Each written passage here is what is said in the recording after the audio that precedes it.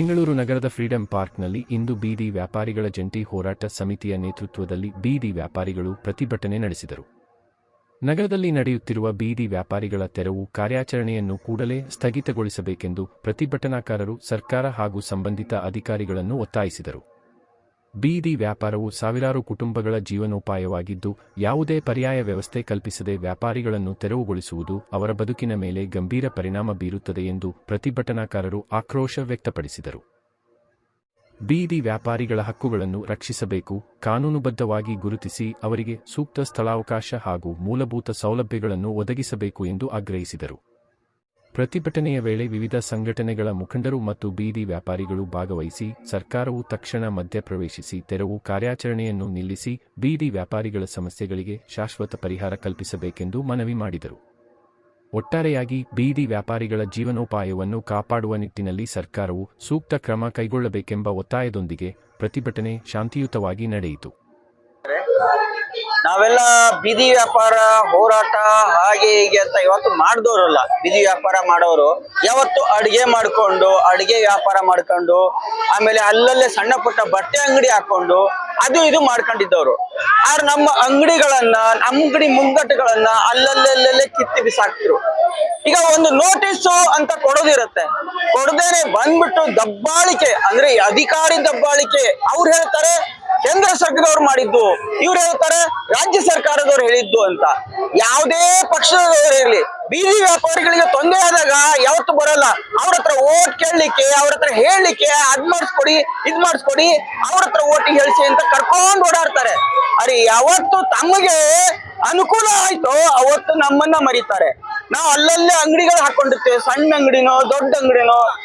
ಯಾವನೋ ಹಸಿದವನಿಗೆ ರಾತ್ರಿ 10 ಆಗ್ಲಿ 11 ಆಗ್ಲಿ ಅನ್ನ ಸಾಂಬಾರ್ ಆಗ್ಲಿ ಪ್ರಯಾಸ ಏನೇ ಇರ್ಲಿ, ರೊಟ್ಟಿ ಆಗ್ಲಿ ಅದಾಗ್ಲಿ ಇದಾಗ್ಲಿ ಕೊಡ್ತಾ ಇರ್ತೇವೆ. ಹಸ್ದವನಿಗೆ ಸಣ್ಣ ಅಂಗಡಿಗಳೇ ಬೇಕು, ದೊಡ್ಡ ಅಂಗಡಿ ಅಲ್ಲ. ಆ ಮೂಮೆಂಟ್ ಅಲ್ಲಿ ಎಲ್ಲಿ ಅಂಗಡಿ ಸಿಕ್ತೋ, ಹೋಟೆಲ್ ಎಲ್ಲಿ ಸಿಕ್ತೋ ಸಣ್ಣದು ಅಲ್ಲಿ ಸಿಕ್ತೋ ಅಲ್ಲಿ ತಿಂತಾರೆ. ಗ್ಯಾಸಿನ ಸಮಸ್ಯೆ ಆಯ್ತು ನಮ್ಗೆ, ನಾವು ಸುಮ್ನೆ ಇದ್ವಿ. ಡಬಲ್ ರೇಟ್ ಆಯ್ತು, ಅವಾಗ ಸುಮ್ನೆ ಇದ್ವಿ. ಈಗ ಅಲ್ಲಲ್ಲೇ ಎತ್ತಿ ಬಿಸಾಕಿದ್ರು, ಅವಾಗ್ಲೂ ಸುಮ್ನಿರ್ಬೇಕಾ ನಾವು? ನಮ್ಮ ಮನೇನ ಹೊಡೆದಾಕ್ರೆ ನಾವ್ ಏನ್ ಮಾಡ್ತೇವೆ? ಪಕ್ಕದ ಮನೆಯವ್ರಿಗೆ ಹೇಳಿಕ್ಕಾಗತ್ತಾ? ಸರ್ಕಾರಕ್ಕೆ ಹೇಳ್ಬೇಕು. ನಮ್ಮ ಅಂಗಡಿ ಕಿತ್ತಾಕಿದ್ರು, ಅಲ್ಲಿ ಕೆಳಗಡೆ ಫುಟ್ಪಾತ್ ಮೇಲೆ ಏನೇನ್ ಇಟ್ಟಿದ್ರು ಅದನ್ನೆಲ್ಲ ತೆಗೆದು ಹಾಕಿದ್ರು.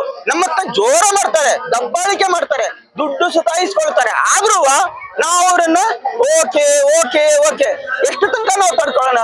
ಎಷ್ಟು ದಿನ ನಾವು ಇವ್ರನ್ನ ಓಕೆ ಓಕೆ ಅಂತಾನೆ ಅನ್ಸ್ಕೊಂಡು ಹೋಗೋಣ?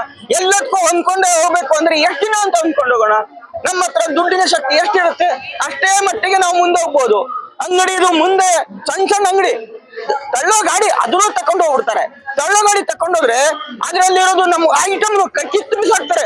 ತರಕಾರಿ ಇರ್ಬೋದು, ಬಟ್ಟೆ ಇರ್ಬೋದು, ಒಂದ್ಸಲ ನೆಲದ ಮೇಲೆ ಬಿತ್ತು ಅಂದ್ರೆ ಅದು ನಮ್ಗೆ ಯೂಸ್ ಮಾಡ್ಲಿಕ್ಕೆ ಆಗುದಿಲ್ಲ, ಮಾರಾಟ ಮಾಡ್ಲಿಕ್ಕೆ ಆಗುದಿಲ್ಲ. ಮತ್ತೆ ಹೇಳೋದು ಹೆಂಗಿರುತ್ತೆ ಅಂದ್ರೆ, ನೀನ್ ಯಾರಪ್ಪ ಇಲ್ಲಿ ಹಾಕಕ್ ಹೇಳಿದ್ದು ಅಂತಾರೆ. ಅಲ್ಲಿ ಜಾತಿನೂ ನೋಡಿದ್ರೆ ಧರ್ಮನೂ ನೋಡುದಿಲ್ಲ. ಆದ್ರೆ ನಮ್ಗೆ ಓಟಿಗೆ ಬೇಕಾದಾಗ ಜಾತಿ ಧರ್ಮ ಮತ ಅಂತ ಕೇಳ್ತಾರೆ.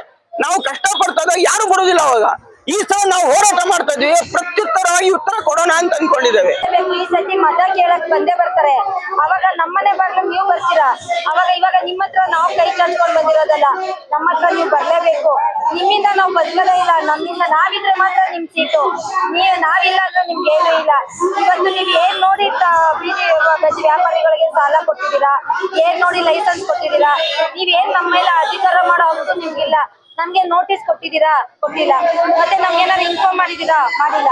ಇದೆಲ್ಲ ಮಾಡಿದಾಗ ನಮ್ಮ ಮೇಲೆ ಅಧಿಕಾರ ಮಾಡಕ್ಕೆ ನಿಮ್ಗೆ ಏನ್ ರೈಟ್ಸ್ ಇದೆ? ನಮ್ಮ ಮೇಲೆ ಅಧಿಕಾರ ಮಾಡಕ್ ನಿಮಗ್ ರೈಟ್ಸ್ ಇಲ್ಲ ಸಚಿವರೇ. ಇದನ್ನ ಇಲ್ಲಿಗೆ ನಿಲ್ಲಿಸ್ಬೇಕು, ಇಲ್ಲಾಂದ್ರೆ ಬೃಹತ್ ಮಟ್ಟದಲ್ಲಿ ನಾವು ಹೋರಾಟ ಕೈಗೊಳ್ಳೋದು ನಿಜ. ಮತ್ತೆ ಎಲ್ಲಾ ನನ್ನ ರಾಜ್ಯದ ಬಂಧುಗಳಲ್ಲಿ ಕೇಳ್ಕೊಳ್ಳೋದು ಒಂದೇ, ಇದಕ್ಕೆ ನಾವ್ ಯಾರಿಗೂ ತಡೆ ಕೊಡಲ್ಲ. ನಿಮ್ಮ ಸ್ವ ಇಚ್ಛೆಯಿಂದ ಎಲ್ಲಾರು ಬಂದು ಇದಕ್ಕೆ ಕೈ ಜೋಡಿಸ್ಬೇಕು. ಎಲ್ಲ ಸಂಘಟನೆಯವರಾಗಿರ್ಬೋದು, ಒಂದು ಬೀದಿ ಬದಿ ವ್ಯಾಪಾರಿಗಳಾಗಿರ್ಬೋದು, ಮಹಿಳಾ ಸಂಘರಾಗಿರ್ಬೋದು, ರಕ್ಷಣಾ ವೇದಿಕೆಯರಾಗಿರ್ಬೋದು, ಕನ್ನಡ ಪರ ಹೋರಾಟಗಾರರಾಗಿರ್ಬೋದು, ಪ್ರತಿಯೊಬ್ರು ಬಂದು ಇದಕ್ಕೆ ಕೈ ಜೋಡಿಸ್ಬೇಕು. ನಮ್ಮ ರೈತರ ಸಂಘಟನೆಯವರು ಕೂಡ ಇದಕ್ಕೆ ಬಂದು ಕೈ ಜೋಡಿಸ್ಬೇಕು. ನಮಸ್ಕಾರ.